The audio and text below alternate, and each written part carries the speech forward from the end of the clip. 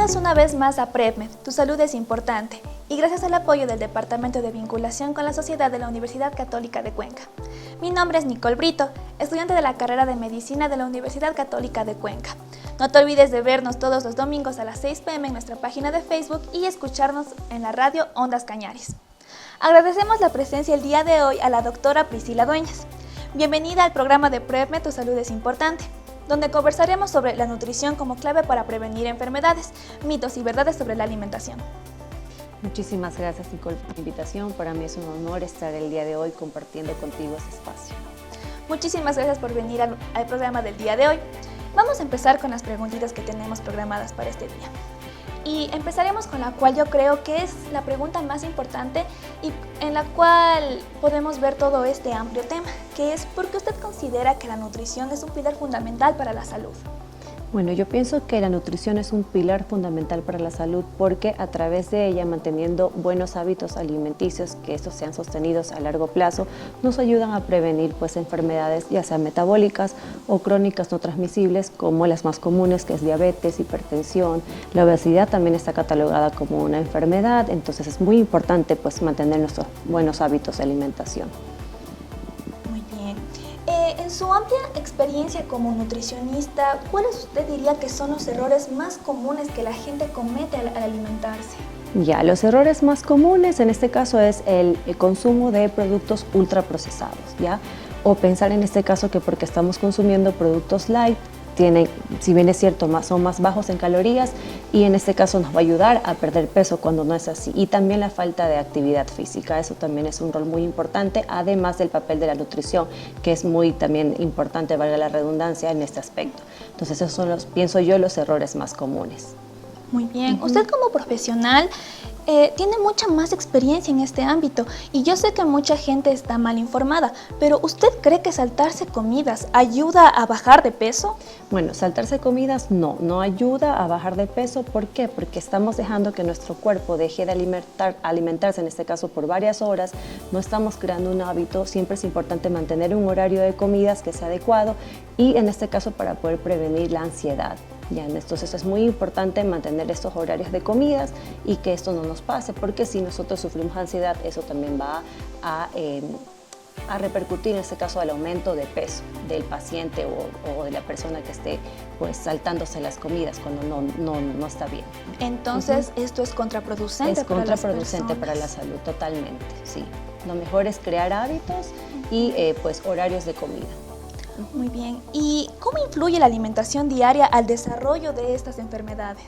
Ya, la alimentación diaria, en este caso, si es por exceso de productos ultraprocesados, obviamente influye a la aparición de esas enfermedades. La principal, que es la obesidad, que es una malnutrición por exceso de alimentación. Entonces tenemos que tener mucho cuidado con lo que consumimos y crear una alimentación consciente, poder tomar decisiones acertadas a la hora de podernos alimentar. Desde un punto de vista profesional, ¿usted cuál cree que es realmente el significado de una dieta equilibrada? Para mí el significado de una dieta equilibrada es un plato que cumpla con los 3 macronutrientes, ¿no? Como lo sabemos, el consumo de carbohidratos, proteínas y grasas. Esto va de la mano para que también podamos cumplir con nuestros requerimientos diarios. Entonces, para mí esa es la alimentación equilibrada, poder cumplir con este consumo de macronutrientes que tenemos que llevar a cabo en nuestras comidas principales sobre todo. Desde su punto de vista, ¿usted ha escuchado ese dicho que dice todo en exceso es malo? ¿Es muy aplicable para este Totalmente, tipo de cosas? la nutrición, eso va de cajón, todo en exceso es malo, todo. Ya sea el alto consumo de sodio, o alto consumo de productos ultraprocesados, o bien es cierto de grasas, azúcar, etc. Entonces sí hay que tener mucho cuidado con las porciones que ingerimos, sobre todo de este tipo de sustancias. Ok. ¿Es cierto que eliminar completamente los carbohidratos es saludable? Ya, eliminar los carbohidratos no es saludable. Siempre se satanizan los carbohidratos como si fuera un macronutriente que no nos ayuda. No, en este caso los carbohidratos nos aportan energía. Si bien es cierto, hay que saber que los carbohidratos tienen 2 tipos. Existen los complejos y existen los simples. Los que nosotros debemos de consumir en este caso son los complejos. Una de sus fuentes es la avena. Entonces es muy importante su consumo. ¿Qué tan cierto cree que es usted ese dicho que dice comer grasa te engorda? Ya, comer grasa no engorda. Eso también es un mito que tenemos que despejar. Si bien es cierto la grasa, que es un macronutriente principal y muy importante, tenemos que saberla diferenciar porque existen grasas buenas y grasas malas. En este caso, las grasas buenas que nos aportan omega 3, omega 6, ya son las grasas de tipo poliinsaturadas y monoinsaturadas. Y en este caso, las grasas malas son las grasas trans y son las grasas trans y se me fue el nombre, pero bueno, ya, son este tipo de grasas que no son óptimas para la salud. En este caso siempre tenemos que consumir las grasas que son de mejor fuente. Desde hace mucho tiempo, o bueno, actualmente viene un dicho o tal vez ha sido promovido por las redes sociales, pero se ha recorrido como un cierto rumor que dice que las grasas animales son mucho mejores que los aceites vegetales, como el de girasol o aceites que son muy ultraprocesados. ¿Qué tanta verdad hay en esa afirmación o bueno, en esa teoría? Ya. Acotando un poquito el tema de las grasas, las grasas trans y las grasas saturadas. Ya, esos son los tipos de grasas malas que no debemos de consumir. Respecto a la pregunta, ¿me repito, por favor? Que últimamente en las redes sociales ha surgido como ese mito, o bueno, como un tipo de teoría que dice que las grasas animales, como la manteca de puerco que tradicionalmente consumimos aquí en Cuenca, es mucho más sana que los aceites vegetales como el de girasol o aceites que son ultraprocesados. ¿Qué tan verdad o qué tan cierto es de esta teoría? Ya, en este caso, si hacemos una comparación entre el aceite de manteca de cerdo versus otros aceites, en este caso es más saludable este tipo de aceite porque proviene de una fuente animal. Ya, en este caso, igual tenemos que cuidar el consumo y las porciones que vamos a consumir. Ya, yo la que recomiendo es el aceite de canola, aceite de oliva extra virgen, aceite de aguacate también, son las grasas que más recomiendo a la hora de cocinar. Pero en este caso, si mejor utilizamos una cucharadita, en este caso de aceite de oliva extra virgen en las ensaladas, es mucho mejor, es una absorción más rápida que al someterse al calor, que va perdiendo sus nutrientes. Al principio del programa usted había mencionado que los productos light no son tan buenos y de aquí nace una pregunta, que es ¿los productos light o de dieta son siempre las mejores opciones? Ya, con respecto a los productos light hay que tener mucho cuidado. Primero tenemos que aprender a leer las etiquetas, porque no porque el producto me diga que tiene menos calorías, menos azúcar o menos grasa versus otros productos que sí la tienen, no quiere decir que no contenga aditivos. Este tipo de productos, además de contener aditivos, contienen edulcorantes artificiales, que en muchos casos son inflamatorios. Entonces, yo no recomiendo que la dieta solamente se base en estos productos light, sino más bien consumir productos de origen natural. Entonces, los productos de origen natural serían las mejores opciones Exacto. para poder alimentarnos día a día. Pero en el caso de que hay ciertos sectores de la población que no siempre pueden acceder a los productos 100% naturales o orgánicos, ¿qué se podría hacer para complementar su alimentación? Ya, en este caso, bueno, nosotros vivimos en un país muy rico, muy variado en cuanto a frutas y vegetales, que es la mejor opción, la más económica y la más asequible, versus productos orgánicos que sí son costosos, pues, ¿no? Entonces, preferir, por ejemplo, en este caso, huevos, de este caso, sí, personas que viven en la parte rural, entonces, en este caso, consumir este tipo de alimentos, huertos que tengan en casas, donde provengan frutas, vegetales. Entonces esa es la forma más económica. También comprar o conseguir los productos en los mercados es una buena forma de también ahorrar y pues no caer en este tipo de productos orgánicos que si bien es cierto son costosos, pero no son tan saludables versus un alimento natural que es la mejor opción en este caso. Seguimos con nuestro programa de PrEPmed, Tu Salud es Importante, siguiendo con las preguntas hacia la doctora Priscila Dueñas. La siguiente pregunta me resulta bastante interesante y ¿es verdad que comer en la noche es perjudicial para la salud? ¿Y usted diría que algunos horarios son más perjudiciales que otros? Ya, en este caso yo lo que recomiendo es comer 2 horas antes de irnos a dormir, porque en este caso permitimos que nuestro cuerpo realice la digestión como debe de hacerlo normalmente, pero en este caso no es perjudicial porque todo va a variar o a depender del alimento que vamos a consumir. ¿Ya? Hasta que obviamente rompamos esa ventana de ayuno al siguiente día. Entonces en este caso hay que tomar muy en cuenta las porciones que vamos a consumir y el tipo de alimentación que vamos a tener durante la noche. Suelen decir que comer mucho en las noches suele provocar malestar o puede engordar, por así decirlo. ¿Es verdad? Sí, totalmente. Si consumimos alimentos, en este caso ricos en grasa o en sodio, obviamente va a ocurrir esto, el tema de la reflujos, malestares, flatulencias. Entonces en este caso es mejor comer ligero, en este caso la porción de proteína, una porción de grasa de fuente saludable y en este caso una porción de carbohidrato complejo, donde se cumplan estos 3 macronutrientes, sea un plato equilibrado y saludable y no nos vaya pues, a ocasionar ningún malestar gastrointestinal. ¿Qué tipo de alimentos usted cree que deberíamos de evitar a estas horas para evitar todos estos efectos adversos que usted nos está mencionando? Ya, sería alimentos ultraprocesados o ricos, en este caso grasas, o comida chatarra, o sea, no hamburguesas, pizzas, hot dogs, porque son alimentos inflamatorios, son excesivamente ricos en grasa y en sodio y nos van a causar molestias. Claro. Es mejor en este caso comer ligero. No se preocupe. Listo. ¿Qué hay de cierto en esas dietas que muchos llaman, o bueno, muchos promocionan como dietas milagro, que prometen resultados rápidos? ¿Qué de verdad hay en esas dietas? Ya, esas dietas milagros, si bien es cierto, ayudan a bajar de peso dentro de un corto plazo, ¿no? Pero asimismo, como son dietas muy restrictivas, no se pueden sostener a largo plazo. Entonces, en este caso, cuando ya se rompe este tipo de alimentación muy restrictiva, el paciente vuelve a recuperar este peso, a veces el doble de lo que perdió, donde se origina el muy conocido famoso efecto rebote. Entonces, en este caso, yo no recomiendo hacer estas dietas. Lo mejor es crear hábitos que sean sostenibles durante un largo plazo. Como usted nos menciona, hay cierto tipo de personas que pueden aplicar esta dieta, pero también hay, obviamente, algunos tipos de alimentos que estas personas no pueden consumir o deben evitar. Exacto. Mi pregunta aquí es, ¿cuánto tiempo es sostenible esta dieta para esas personas y qué tipo de personas son las que deberían consumir esa dieta? Ya, es que hay distintos tipos de dietas milagros, ya, entonces en este caso todo va a variar de acuerdo al requerimiento del paciente.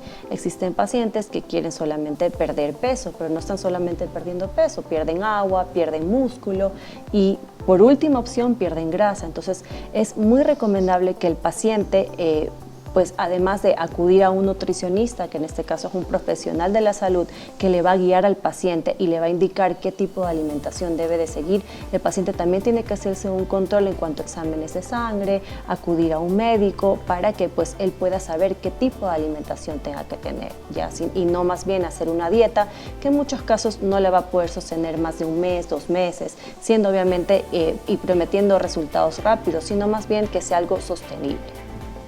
Listo. En muchos países he visto que actualmente se está dando lo que es el consumo de suplementos vitamínicos o alimenticios. ¿Usted cree que esto es sostenible a largo plazo? ¿Y qué tan buenos o bueno, qué tan recomendables son como para reemplazar nuestra alimentación diaria o una dieta balanceada? Ya, en este caso de los suplementos, yo no estoy en contra de ellos, ¿ya? El suplemento en sí es un complemento, más no un reemplazo de la alimentación. Es muy importante que en este caso, con la alimentación, podamos llegar a nuestro requerimiento diario, pero también esto va a variar de acuerdo al tipo de paciente y a sus necesidades. En este caso, si es un paciente, por ejemplo, que está hospitalizado, que sufre quemaduras, es un paciente que necesita proteína para poder reparar ese tejido muscular que ha sido dañado, ¿no? En este caso, por sus antecedentes o por su problema hospitalario. Y en este caso sí va a necesitar de suplementos. Ahora, en este caso, el suplemento vitamínico también es muy importante para pacientes que tienen deficiencia de vitaminas. Puede ser en este caso de minerales como de hierro. Es un paciente que no va a llegar a sus requerimientos diarios de hierro en cuanto a alimentación o de fuentes, en este caso naturales, y es importante acudir a estos suplementos. Entonces, sí nos ayuda de alguna forma, pero no reemplaza en sí a una alimentación. Muy bien. ¿Y cuál es la diferencia o usted cree que sería una opinión profesional con la que usted nos diría estos suplementos no pueden reemplazar a una dieta balanceada? Claro, ningún suplemento va a reemplazar a una comida. Ya en este caso ya es un desayuno, un almuerzo, una cena. Es un complemento, ya, para que el paciente, de acuerdo a sus necesidades y requerimientos, pueda llegar a su objetivo, ¿no? Pero en este caso no va a reemplazar nunca una comida, es un complemento el suplemento, de acuerdo al que esté tomando, ¿no? Porque existen un sinnúmero de suplementos en el mercado. Muy bien. ¿Qué enfermedades usted cree que son las que están más relacionadas con la mala alimentación? Ya, las más comunes, la diabetes y la hipertensión. En este caso la obesidad, como lo dije al principio, ya está catalogada como una enfermedad, en este caso por malnutrición, por exceso, perdón, en este caso de alimentos. Entonces esas son las más comunes y las que más se ven en la consulta, desde los niños, en este caso con la diabetes, hasta los adultos mayores. Como usted dice, son las enfermedades más comunes, pero obviamente debe haber enfermedades que no sean tan comunes o que tal vez estén ahí un poquito escondidas y la gente no tenga tanto conocimiento sobre ellas. ¿Cuál diría usted que son estas? Bueno, en este caso existe una que se llama el síndrome metabólico, que este es un conjunto de patologías. En este caso va acompañada de obesidad, de diabetes tipo 2, de hipertensión, con una circunferencia abdominal también elevada, ya sea de acuerdo del sexo, sea hombre o mujer. Entonces, en este caso estas son las más comunes porque es un conjunto de patologías también. La anemia también por déficit de hierro es una de las patologías que también influye cuando el paciente no tiene una excelente alimentación, en este caso proveniente de este mineral tan importante que es el hierro. Claro, mucho se habla sobre la mala alimentación, consumo de alimentos ultraprocesados. Exacto, el hígado graso también. Y el hígado graso, pero creo que muy poco se habla sobre las dietas que obviamente están muy mal balanceadas, pero eso se debe a las personas que no consumen alimentos o tienen problemas alimenticios. ¿Eso se debería abordar de una manera diferente? Así es. Por ejemplo, hay pacientes que tienen trastornos de la conducta alimentaria, que también es muy común. Este tema de la salud mental también juega un rol muy importante. Por eso es muy importante que, valga la redundancia, el nutricionista trabaje con un equipo multidisciplinario, en este caso con otros especialistas, para poder tratar este tipo de patologías. ¿Cree que en la actualidad las redes sociales han servido para desinformar sobre la nutrición a los jóvenes o personas que están al alcance de, TikTok, Instagram? Claro, totalmente. Las redes sociales tienen sus ventajas y desventajas. En cuanto a la nutrición y la parte de la salud, muchas veces desinforman porque existen personas que no tienen, pues en este caso, un respaldo científico o los estudios, no cuentan con los estudios necesarios para poder opinar sobre cualquier tema relacionado con la salud. Ojo, no necesariamente de la nutrición. Entonces, por eso es muy importante acudir a fuentes confiables y no solamente esto, acudir a un profesional que pueda guiar al paciente y no dejarse llevar muchas veces por lo que nos mencionan las redes sociales o nos desinforman también. Claro, eso es muy importante. Sí. ¿Cómo usted cree que la nutrición o una alimentación balanceada puede ayudar a prevenir enfermedades como la diabetes o la hipertensión? Ya, en este caso, una alimentación balanceada nos va a ayudar a prevenir varias patologías, porque si bien es cierto, tenemos que tomar una decisión consciente a la hora de alimentarnos, y si en ese caso el paciente no sabe cómo hacerlo, pues tiene que acudir a un profesional que le pueda orientar. Ya es muy importante tener una alimentación balanceada, equilibrada, adecuada, para poder prevenir múltiples enfermedades, desde la obesidad, la hipertensión, diabetes, todas estas enfermedades que son muy comunes hoy en día, que quizás no aparezcan en un corto plazo, sino en un largo plazo, ya cuando el paciente sea un adulto mayor. Entonces, todos esos hábitos que han mantenido durante lo largo de su vida van a repercutir a un futuro. Hemos escuchado mucho, la mayoría de personas hemos escuchado mucho sobre que las frutas y verduras son muy importantes en nuestra alimentación, pero ¿qué papel tienen estas tan fundamental en nuestra alimentación, que son tan fundamentales o esenciales para nuestra Totalmente, Nicole. Como tú lo mencionaste, las frutas y vegetales juegan un papel muy fundamental en la alimentación diaria. De hecho, es muy importante que se consuman a diario. Además de tener vitaminas y minerales, tienen también nutrientes esenciales que nos ayudan a poder cumplir con nuestras funciones fisiológicas y metabólicas. Por ello es muy importante su consumo, y además que son de bajo costo. O sea, vivimos en un país tan variado en cuanto a frutas y vegetales, y debemos de aprovecharlo. ¿Se ha escuchado, yo he escuchado mucho que bastantes personas que tienen problemas con el azúcar o tienen miedo de enfermarse de diabetes, evitan consumir ciertas frutas que dicen que son muy azucaradas, como las uvas, como la piña? ¿Es verdad que el consumo de este tipo de frutas puede alterar al azúcar? Ya, en este caso, si estamos hablando de una persona sana que no tiene diabetes, pero tiene una genética familiar de antecedente patológico, pues la diabetes, ¿no? En este caso, tiene que tener cuidado de no consumir frutas, en este caso estas que son de mayor índice glucémico, como la piña, las uvas, no consumirlas en exceso.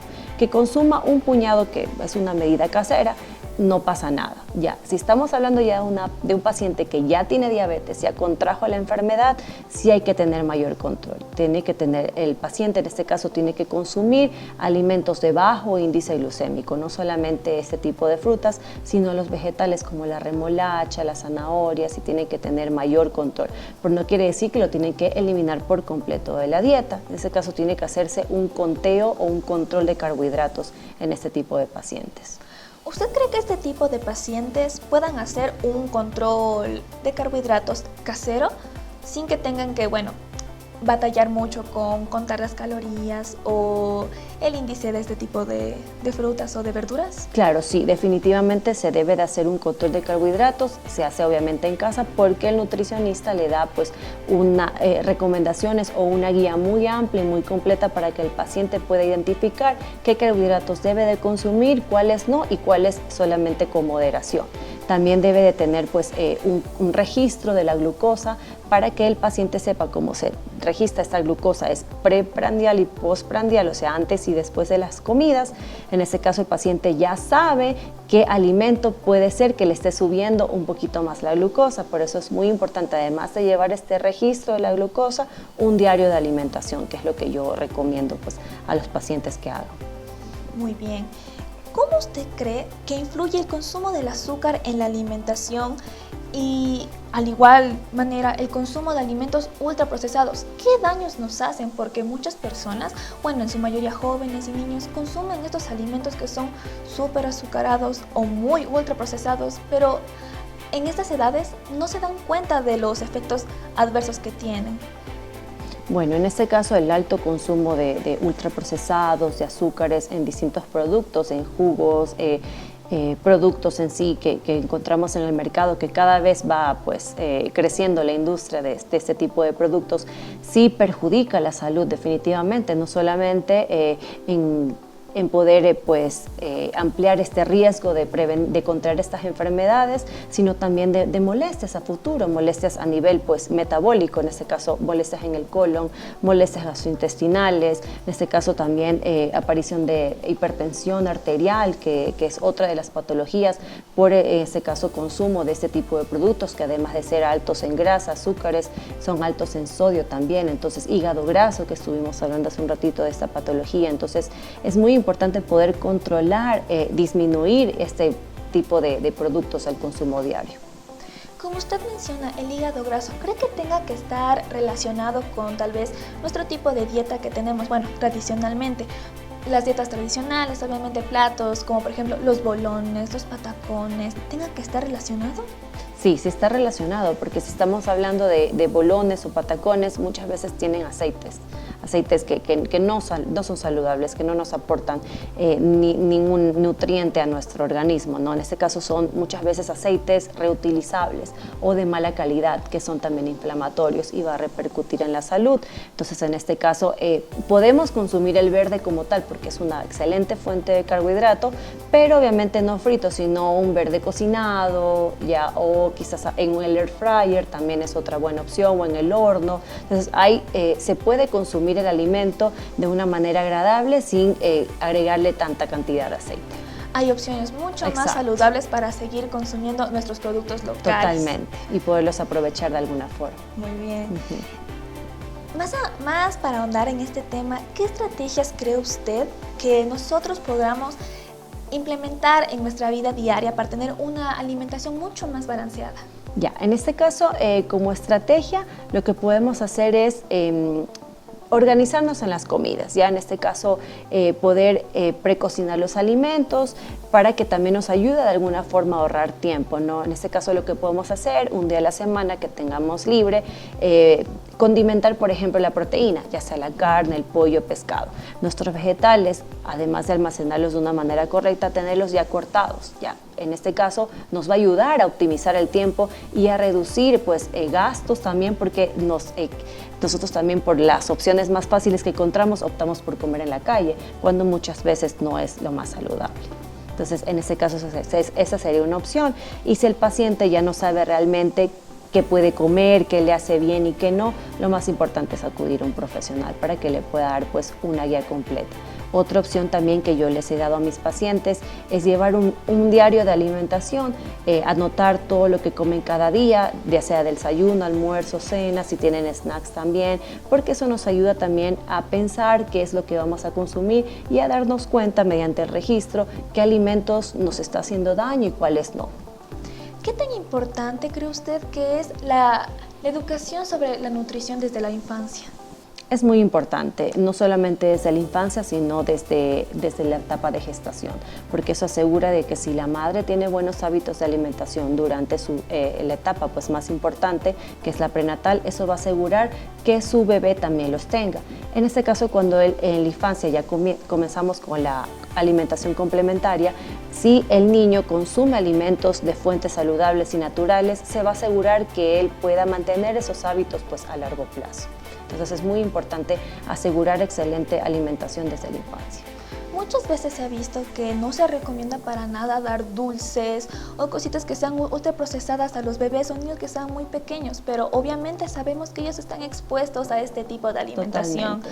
Pero, ¿qué podemos hacer? O bueno, ¿a qué edades ellos podrían consumir estos alimentos para que no sea tan perjudicial para ellos, sino tan pequeños? Mire, estos hábitos empiezan desde la casa, ¿no? Desde la alimentación complementaria que arranca a los 6 meses. Al niño se le da alimentos, obviamente, de manera natural y los más saludables. En este caso, para el consumo de azúcar se recomienda a partir de los 2 años, ¿ya? Porque en estos 2 años, como creamos hábitos saludables en los bebés, ellos ya no van a tomar como primera opción el azúcar. Por ejemplo, si van a una reunión, una matiné, ellos ven, digamos, una bebida gaseosa, ya no lo van a optar porque van a estar acostumbrados a consumir otro tipo de bebidas, como en este caso el agua, que es la mejor opción.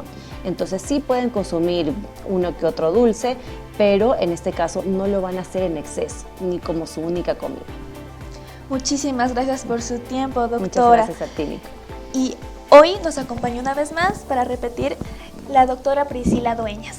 Le agradecemos mucho por tanta información que nos ha brindado el día de hoy. Muchísimas gracias. Así finalizamos el episodio de PrEPmed, tu salud es importante. Gracias.